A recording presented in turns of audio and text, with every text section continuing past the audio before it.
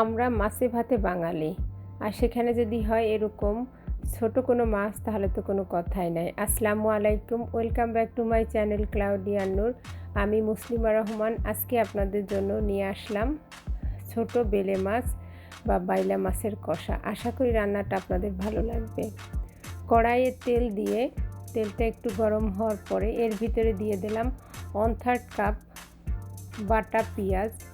তার ভিতরে দিয়ে দিচ্ছি আদা রসুন পেস্ট, জিরা গুঁড়া, ধনিয়া গুঁড়া, হলুদ গুঁড়া, লাল মরিচের গুঁড়া।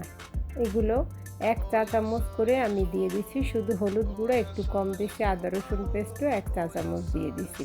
এবার সব কিছু মশলার সঙ্গে খুব ভালোভাবে মিশিয়ে দিয়ে দিলাম লবণ। আমি এতটুকুই দিলাম। লবণটা যার যার স্বাদের পরে নির্ভর করে। মশলাটা যখন কষানো হবে এই অবস্থায় দিয়ে দিচ্ছি কতগুলো 7-8টা ফালি করা কাঁচামরিচ। আজকে যে রান্না বেলে মাছ ছোট ছোট, প্রত্যেকটা মাছের পেটে কিন্তু ডিম আছে। এই বেলে মাছটা আমার খুবই পছন্দ। বেলে বা বাইলা যে যেভাবে বলে, বড় মাছও এর বড়গুলো সব সময় পাওয়া যায়, কিন্তু ছোটটা সব সময় পাওয়া যায় না। মশলাটা কষানো হয়ে গেছে, এরকম হবে মশলাটা কষানোর চেহারা, একেবারে তেল বের হয়ে যাবে। এখন দিয়ে দিচ্ছি পানি। একটু পানি দিয়ে মশলাটা নাড়াচাড়া করে আরও একটু পানি দিয়ে দেব। আমি সর্বোচ্চ আধা কাপ পরিমাণ পানি দিলাম। এরপরে দিয়ে দিচ্ছি আধাখানা টমেটো এরকম লম্বা করে কাটা, এই মশলার ভিতরে দিয়ে দেব। এরপর মশলাটা যখন বলক আসবে, অপেক্ষা করতেছি একটু বলক আসার জন্য, পানিটা ফুটে ওঠার জন্য।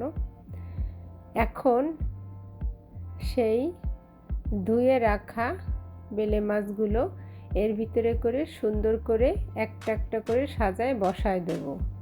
কারণ এর কিন্তু একটা কারণ আছে। কারণটা হচ্ছে বেলে মাছ খুবই নরম মাছ। এটা কিন্তু রান্না করার জন্য খুব বেশি পানিরও দরকার হয় না, খুব বেশি সময়ও লাগে না, খুব অল্পতে সিদ্ধ হয়ে যায়। আরও যেহেতু এটা ছোট মাছ, তাহলে তো কোনো কথাই নেই। এই যে একবার আমি নাড়া দিলাম স্প্যাচুলা দিয়ে, আর নাড়া দেব না। 2-3 মিনিট জাল হওয়ার পর একটু ঢেকে দিয়েছিলাম। এরপর কড়াইয়ের 2টা হাতা ধরে এরকম করে নাড়ায় দেব। খুব বেশি যুদ্ধের সঙ্গে করা লাগবে না, কারণ ওই যে কথা একটাই, খুবই নরম মাছ। অপেক্ষা করলাম আরও কিছুক্ষণ। রান্না হয়ে গেছে, ঝোলটা নিয়ে গেছে। দিয়ে দিচ্ছি ভাজা জিরার গুঁড়া। এতে খুব সুন্দর একটা সুঘ্রাণ আসবে, খাবারের স্বাদ দ্বিগুণ হয়ে যাবে।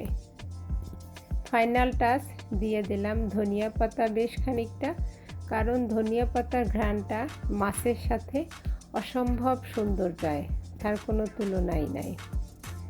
রান্না তো হয়ে গেল, পরিবেশন করলাম। কি একটা মাছও কি ভাঙছে? ভাঙেনি কিন্তু। যেমন মাছ তেমনই আছে, একটা মাছও ভাঙেনি, একটা মাথাও ভাঙেনি। আমরা বেলে মাছটা এরকম করে কষায় রান্না করি। আমাদের কাছে এইভাবেই ভালো লাগে, সে বড় হোক আর ছোট হোক। আপনাদের কাছে যদি রান্নাটা ভালো লাগে আমাকে সাবস্ক্রাইব করবেন। খুব সহজ একটা ঝটপট রান্না। আশা করি করে খাবেন। করে খাওয়ার পরে কেমন লাগলো আমাকে জানাবেন। আজকে এই পর্যন্ত। সবাই ভালো থাকবেন। আল্লাহ হাফেজ। আসসালামু আলাইকুম।